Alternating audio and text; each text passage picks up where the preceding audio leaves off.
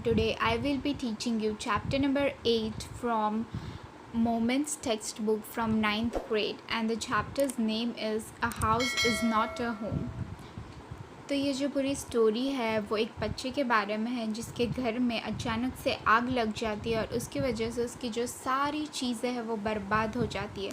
उसे बहुत ज़्यादा प्रॉब्लम होती है अपनी वापस लाइफ में जाने के लिए, सबको फेस करने के लिए, और किस तरह से वो इस चीज़ों को ओवरकम करता है उसके बारे में ये स्टोरी है। So let's start the story.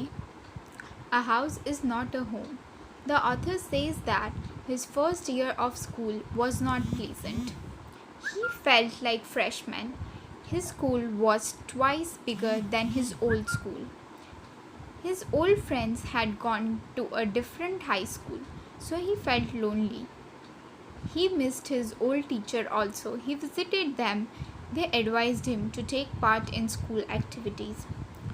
तो ये बहुत ही बेसिक सा स्टार्ट है कि वो जो बच्चा है वो अपने नए स्कूल में जाता है, नए हाई स्कूल में। उसके जो दो दूसरे फ्रेंड्स होते हैं वो दूसरी स्कूल में गए होते हैं, तो वो उन लोगों को काफ़ी मिस कर रहा होता है, अपने टीचर्स को मिस कर रहा होता है। उसे काफ़ी टाइम लगता है सेटल डाउन होने में। One Sunday afternoon, the author was sitting at home. He was doing homework. It was cold. Fire went on in his fireplace. He had his cat nearby. His mother stoked the fire. Suddenly, he noticed smoke from the ceiling. It increased. They came in the front yard, but the fire had surrounded the place. It was spreading. His mother ran back into the house. The author ran to the neighbors to call the fire department. तो एक जो दोपहर को afternoon को सब शांति से बैठे होते हैं, कोल्ड विंटर इवनिंग होती है, आफ्टरनून होती है, तभी अचानक से क्या होता है कि फायर जो है वो उसके फायर प्लेस में बढ़ जाती है, सीलिंग तक पहुंच जाती है और धुआं निकलने लगता है। उसकी जो कैट है वहाँ साथ ही बैठी हुई होती है फायर प्लेस में। उसकी मॉम है वो उसे रोकने की ट्राई करती है फायर को, बट वो ऑलरेडी बहुत ज़्यादा फैल चुकी होती है, तो घर में आग लग जाती है और वो लोग बाहर दौड़ते हैं। तो जो लड़का होता है वो फायर डिपार्टमेंट को कॉल करने के लिए अपने नेबर्स के पास जाता है। The author's mother then ran out the house with important documents. She ran back into the house again. She wanted to get pictures, letters of her husband. He ran after her, but the fireman caught him. The author told him that his mother was inside. The fireman seated him wrapped in a blanket in the car. Soon another fireman brought the author's mother. He put her in the truck with an oxygen mask over her mouth. She was otherwise all right. She had only inhaled a little more smoke. तो यहाँ क्या होता है कि fire बढ़ जाती है। उसकी जो मॉम है वो सिर्फ इम्पॉर्टेंट डॉक्यूमेंट्स लेकर बाहर आती है और वापस अंदर चली जाती है पिक्चर्स और लेटर्स कलेक्ट करने के लिए। उसके जो पापा है वो भी अपनी वाइफ के पीछे दौड़ते हैं, बट फायरमैन जो है उन्हें नहीं जाने देते और वो लोग सेफली बाहर ही रहते हैं। After 5 hours, the fire was finally put out. The house was completely burned down. It struck the author that he had not seen his cat. He started weeping. He cried also. The firemen did not allow him to go inside the house. They went the author's grandparents for the night.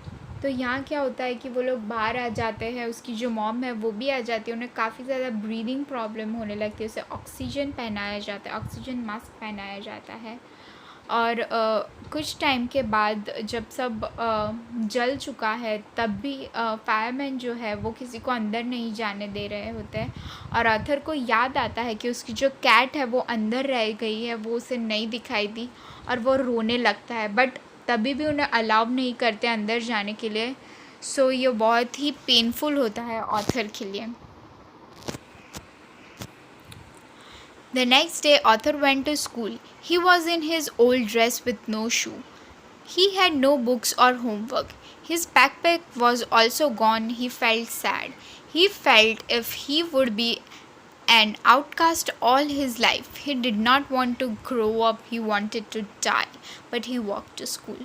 तो जब वो अपने grand parents के घर चले जाते हैं, उनके पास कुछ नहीं होता है, सिर्फ कुछ पुराने कपड़े जो वहाँ होते हैं वो होता है, ना बुक्स होती है ना पेपर्स होते हैं, सब कुछ जल चुका है। और ऑथर को नेक्स्ट डे जब स्कूल जाना है उसे बहुत बुरा लगता है, क्योंकि उसके पास ना शूज़ है ना बुक्स है, अकेले वॉक करते हुए जाता है और उसे लगता है वो कैसे फेस करेगा सबको। The author walked through his house to school. Everything had been destroyed, only the photo albums, documents, etc. were not destroyed. His heart ached for his cat. His mother took him soon from there. They would have to find a place to live. He would have to buy clothes for school also. तो जब वो अपने घर से गुज़रता है वो देखता है सारी चीज़ें जो है वो डिस्ट्रॉय हो चुकी है, सिर्फ एल्बम और डॉक्यूमेंट्स जो उसकी मॉम लेकर आई थी वो बचे हुए हैं, और उसे बहुत ज़्यादा बुरा लगता है इन चीज़ों की वजह से। उसकी कैट भी नहीं है, इस वजह से भी बहुत बुरा लगता है। बट उन्हें सब चीज़ें लेनी थी, नहीं खरीदनी थी, तो वो वहाँ से चले जाते हैं। Soon the rubble was being cleared off from the place. The author would go over there. He kept thinking of his cat. He kept thinking how the cat would climb him and fall asleep in his pocket. Soon all came to know about the author's plight. People collected around him to take him to gymnasium. The author was surprised. Soon he knew it. The table inside had collection of school things. These were notebooks, clothes, jeans, tops, sweatsuits. The author grew emotional. He felt great relief as people came to meet him. They were those who had not visited him earlier. He made many friends that day. तो यहाँ क्या होता है कि जो author है वो बहुत ही ज़्यादा दुखी हो जाता है अपनी कैट ना मिलने की वजह से। वो याद करता है कि उसकी कैट कैसी थी, उसे कैसे खेलती थी। बट जो स्कूल के फ्रेंड्स है या नहीं भी थे जो फ्रेंड्स, वो भी उसे हेल्प करने के लिए आते हैं, उसे सरप्राइज़ करते हैं स्कूल थिंग्स के साथ, स्कूल की चीज़ों के साथ, बुक्स, नोटबुक्स, टॉप्स, जीन्स उसके साथ, ताकि वो अपनी लाइफ जो है वो नॉर्मली स्टार्ट कर पाए। तो ऑथर काफ़ी इमोशनल हो जाता है इस बात से और कई ज़्यादा नए फ्रेंड्स भी बनाता है। Month later, the author was at his house. It was being rebuilt. His two friends from school visited him. The fire was responsible to open up all the wonderful people around him. He realized that his life was getting the same again. तो जो author है उसके दो पुराने जो दोस्त हैं वो भी उसे मिलने के लिए आते हैं, ग्रीट करने के लिए आते हैं।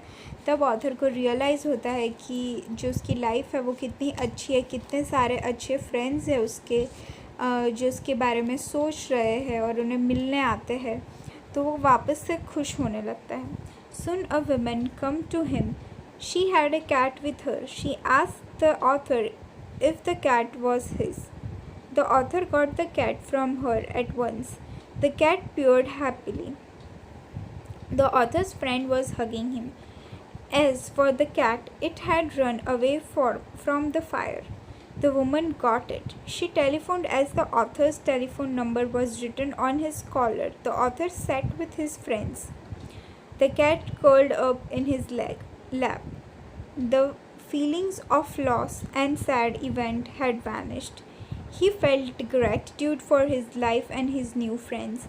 He also felt it for the kindness of the stranger and pure of his cat.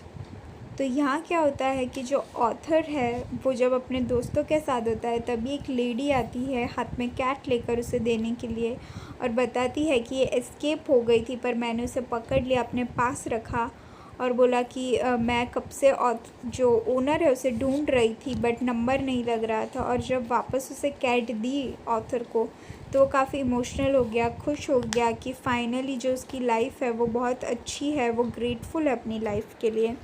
So this was whole story about the author and how he survived the fire. I hope you liked this video. Please like and subscribe to my channel. Thank you.